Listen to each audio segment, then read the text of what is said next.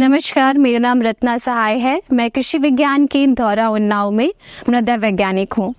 अभी देखा जा रहा है कि जो हम लोग अच्छी प्रजाति का बीज उपयोग में ला रहे हैं, रसायनों का भी उपयोग अच्छे से कर रहे हैं, कीट और व्याधियों का भी हम लोग अच्छे से जो निराकरण है वो कर रहे हैं, परंतु फिर भी जो हमारा उत्पादन है उस पर विपरीत असर पड़ रहा है। तो इसको हम कैसे इसको ठीक कर पाए, तो मैं आपको ये बताना चाहूँगी कि जो लगातार हम लोग जो रसायनों का उपयोग कर रहे हैं, ये हमारी मिट्टी का जो स्वास्थ्य है उसको विपरीत असर कर रही है।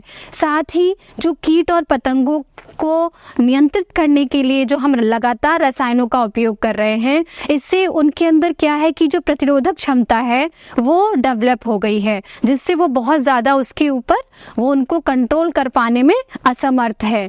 तो अभी ये इस टाइम बहुत बड़ी ज़रूरत है कृषक भाइयों के लिए कि हम लोग जैसे जैविक खेती और प्राकृतिक खेती के जो विभिन्न घटक हैं, जैसे आपका केचुआ खाद है और आपकी प्राकृतिक खेती में तैयार किए गए विभिन्न चीज़ें हैं, जैसे आपका जीवामृत है, घन जीवामृत है, और आपका जो कीट व्याधियों को नियंत्रण करने के लिए कैसे फसल चक्र को नियंत्रित करना है, आपको कैसे एक ही प्रकार की जो फसलें हैं जिनकी सेम रिक्वायरमेंट है उनको लगातार ना लगा के फसल चक्र को बदलना है, ताकि जो विभिन्न फैमिलीज की फसल को आप लगाएंगे तो आपका जो कीटों की साइकिल है वो टूट जाएगी। तो इसलिए अभी बहुत ज़रूरी है कि आप जो प्राकृतिक चीज़ें हैं उनको इंक्लूड करें। साथ ही साथ जैसे जो मई का महीना आता है उस समय साल में कम से कम 3 साल में एक बार आप लोग गर्मी की जो गहरी जुताई है वो करें। इससे क्या होगा, जो आपके ज़िद्दी खरपतवार के जो बीज होते हैं,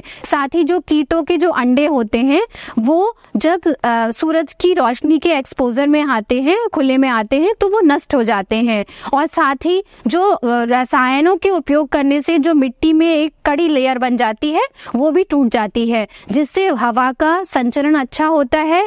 साथ ही जो आपका जो जल जो है वो नीचे तक जाता है, तो आपके मिट्टी के अंदर का वातावरण अच्छा होता है, तो वो आपके पौधे की भी जो वृद्धि होती है उसमें सपोर्ट करती है। इसके अलावा साल में कम से कम एक बार आप जो हरी खाद है उसको जरूर लगवाएं। खास तौर से अगर आप हर तरीके की मिट्टी में देखा जाए तो ढेंचा जो है वो एक बहुत अच्छी हरी खाद होती है। 45 दिन के बाद फूल आने से पहले इसको खेत में जोत दिया जाता है। इससे पोषक तत्वों के अलावा जो आपकी मिट्टी की संरचना होती है वो भी बेहतर होती है। साथ ही आपका जो फसल चक्र है उसमें एक बार कम से कम जो आपकी दलहनी फसलें हैं उनको अपने फसल चक्र में इंक्लूड करें।